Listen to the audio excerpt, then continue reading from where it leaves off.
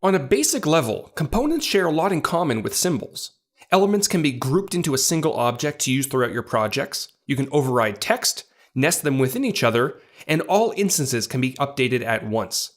Components builds on this base by introducing resizability and a lot more flexibility for overrides while still maintaining links back to its source. In this first example, I have this profile badge that I'd like to use on various screens. With the elements selected, right-clicking will let me create a component. I can also use the same shortcut as in previous versions, Command or Control K. This will pop it straight into the Assets panel.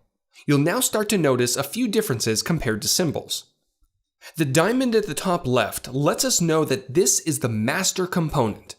Any changes made to the master will push it to any instance where the targeted change was not overridden. You'll see how this works in a moment. Second, it's resizable, and it works beautifully with responsive resize.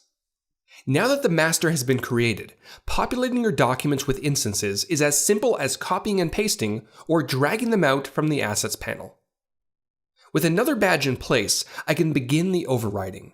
And for this badge, I'm simply going to resize it to fit the longer panel. Shifting over to the light version of this application, this badge will need a few tweaks, starting with the background, border, and text colors. Next, to illustrate that different users can log in, I'll change the name, and then hop over to Finder and drag in a new profile photo. Great. Even after all these changes have been made, the instance remains linked to its master, allowing me to globally update the properties which were not overridden. If you're not sure where the master is located, or it's not on any of your artboards, you can right-click on any instance and choose Edit Master Component. My creative director let me know that the badge and photo should contain rounded corners, and that the premium text should be uppercase. I've also been provided with another icon to use for settings, and because it's a nested component, I can easily swap it out with a new one.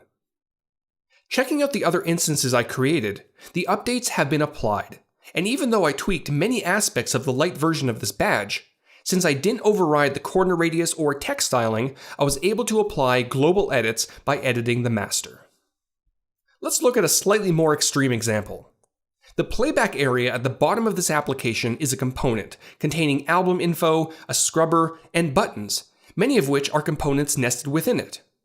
Since XD supports position, size, and appearance overrides, I'm able to use this to create different sized instances on the various screens I'm working on, while still maintaining links back to the master.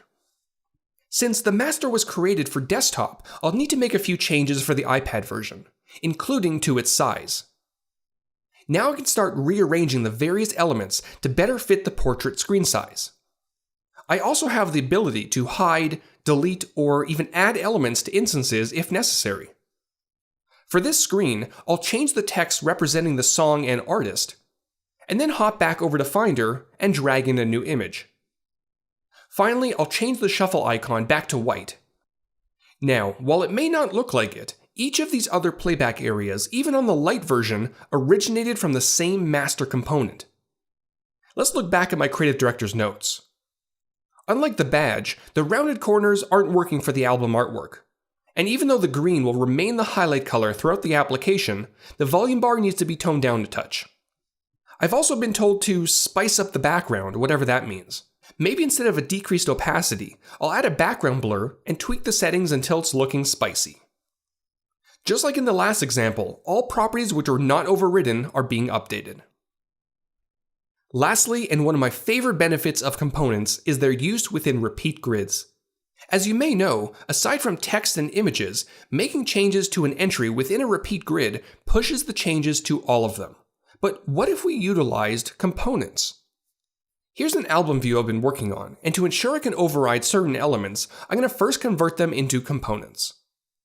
Now, with everything selected, I'll create the repeat grid, and then pull out a few additional cards, both horizontally and vertically. Then I'll quickly hop over to Finder to grab some images, and then the album names using a text file. Now, since components were used in this grid, and components can be overridden, we have overridable repeat grids. Oh, before I go, did I mention that since I may want to provide a client with consistent progress updates, I converted the entire home screen into a component to keep the presentation artboard up to date? I sure did. And that's your look at resizable components with overrides in Adobe XD.